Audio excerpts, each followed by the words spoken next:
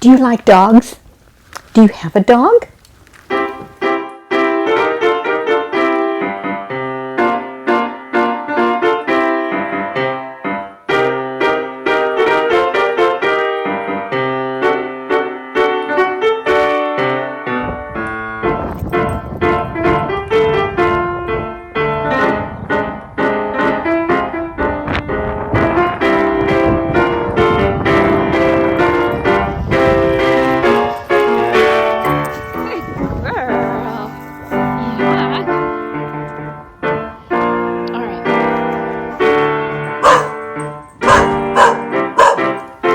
Hi kids, this is Auntie Mila.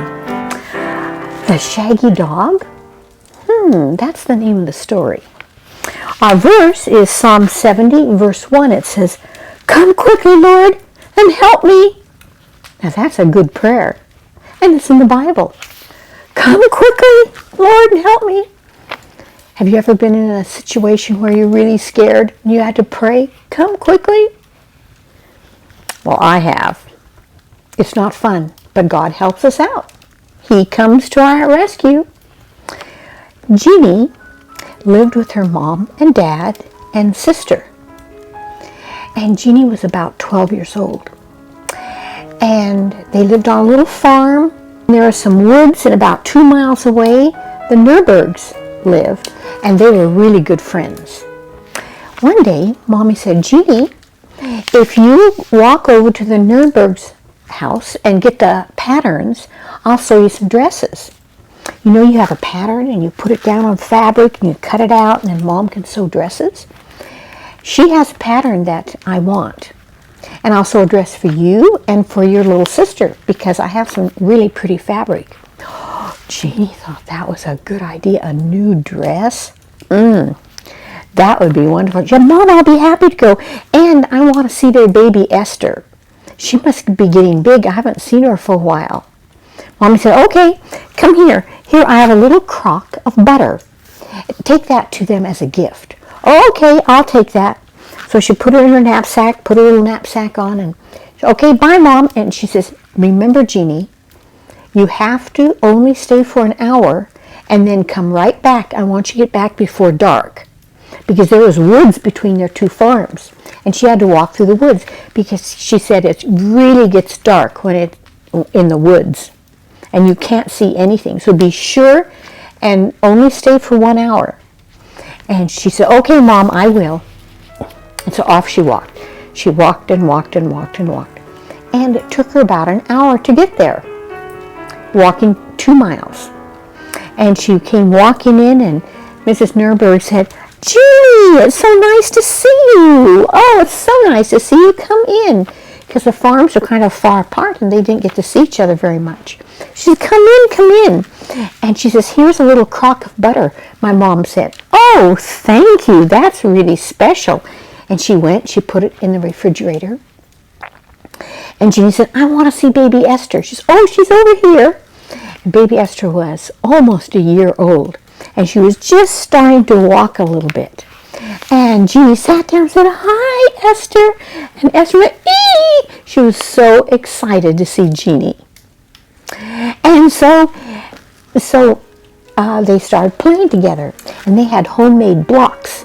And they would stack them up, and little Esther would knock them over and laugh and laugh and laugh. She thought that was the funnest game. And she would stack them up again, and she would knock them over. And they were having a really nice time.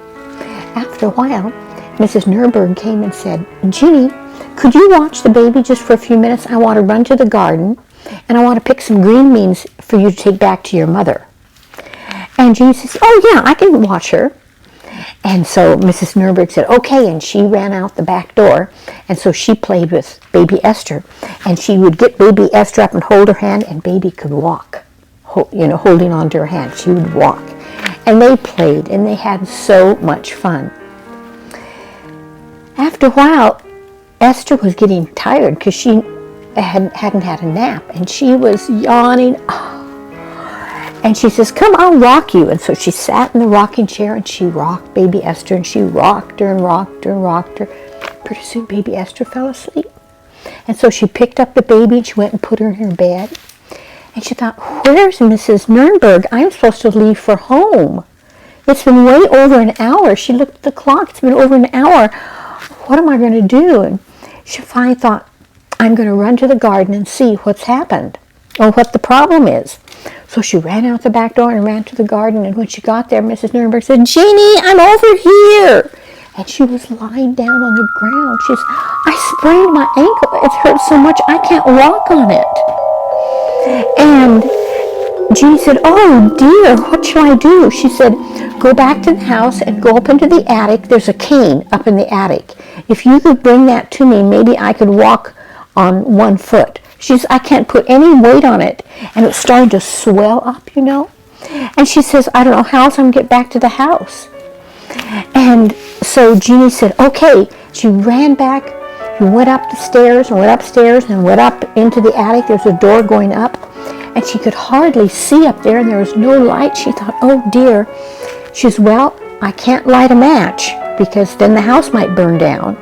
So she looked and looked, and it took her so long. She looked behind this trunk, and she looked over here, and she stumbled over something she could hardly see. She said, I can't find the cane. Where is it? And she kept looking and looking and looking, and oh, she finally found it. And so she ran down the steps, checked on baby Esther. Baby Esther was still sleeping. So she went out the back door and ran to the garden, and she gave it to Mrs. Nurnberg. And Mrs. Nurnberg got up and was hobbling on one foot. She says, oh dear. And they had to walk up. It took a long time to get from the garden into the house.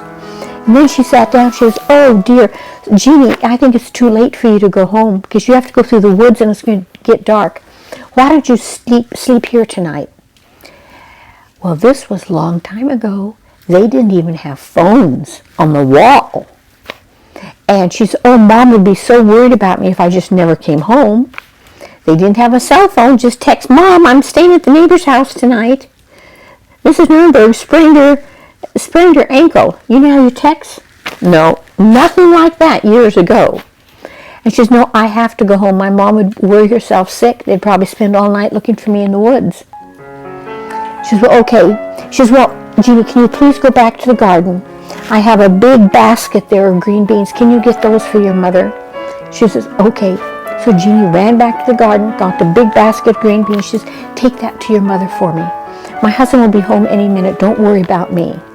She said, okay. So she started walking. Walking. She had to walk through these woods. And you know what? It was too late because the sun was going down, and it was starting to get more and more dark. That was the only way home. And she was walking along. She could hardly see. And then she started to cry. And then she said, no, I mustn't cry. I remember my mom read me that story just recently about Daniel in the lion's den. And he wasn't afraid with all these lions. What happened?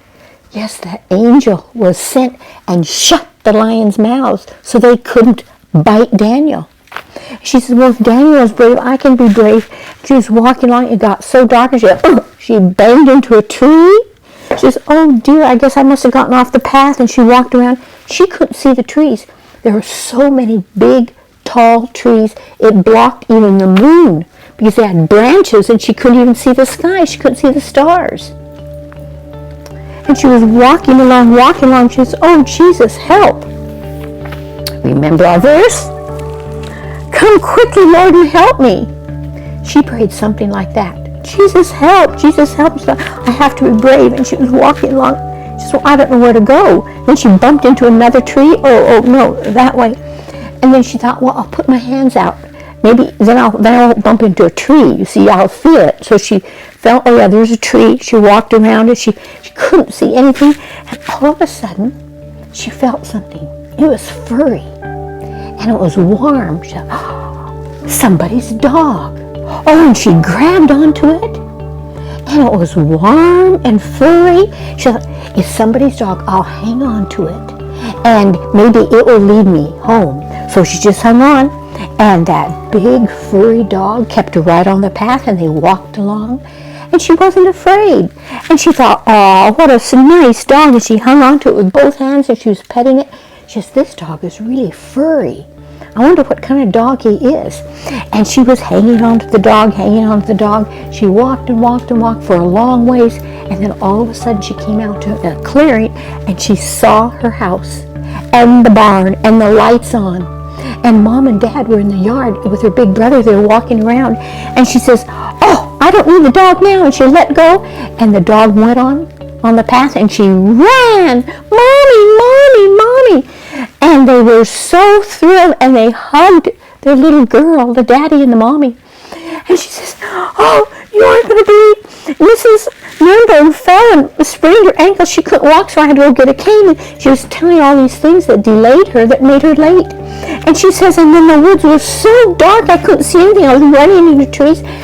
And then a dog came along. I felt a dog. It was a real shaggy dog. And so I hung on to the dog, and the dog led me here. And Mommy and Daddy, they were standing in the yard, under the yard light, so they could see. Besides, the moon was out. Said, "A shaggy dog?" Yeah, it was a shaggy dog. He was so nice to me. He walked me all the way home. And then when I got here to the clearing, he kept on going. And they said, "A dog, huh?" And Daddy scratched his head. He thought, a shaggy dog? And Jeannie's big brother said, "There's no shaggy dogs around here." Well, I know it was a dog because it was furry and I held on to it. And big brother said, "I don't know if that was a dog." And they went and got flashlights. And they went right back out where she was, and they were looking for tracks, looking for tracks. They found tracks all right. Great big tracks. But they weren't dog tracks. They were bear tracks. Great big bear tracks. And Daddy just got a shiver. He thought, I can't believe a bear led my little girl home and didn't eat her. And he came back and went in the house, and Mommy was giving little Jeannie some supper because she was hungry. And he walked in and he said, "Jeannie, that wasn't a dog that led you home." Jeannie said, "It wasn't?" Mom said, "It wasn't?" "Well, what was it?" Daddy said, "It was a bear, and it was a big one." "A bear?" Mom said. And Jeannie looked, "A bear?" Because bears are dangerous, especially in that neck of the woods. A bear? Our shaggy dog was a bear? It was. Jeannie's shaggy dog that led her was a bear. What do you think of that story? Hanging on to a bear. You know, if it would have been light and if she would have seen that it was a bear, she probably would have screamed. But she felt, oh, it's a dog. And so she hung on to it, and the bear took her all the way home. That's a miracle story. I want to thank Jesus for that story. Jesus, thank you for the story of the shaggy dog, which was really a bear. This is how amazing you were. You made the bear calm and peaceful, and the bear knew the little girl was lost and took her home. Thank you so much for your miracles. For Jesus' sake, amen. Wasn't that a good story? It was, wasn't it? I'll see you next week with another amazing story, okay? Bye!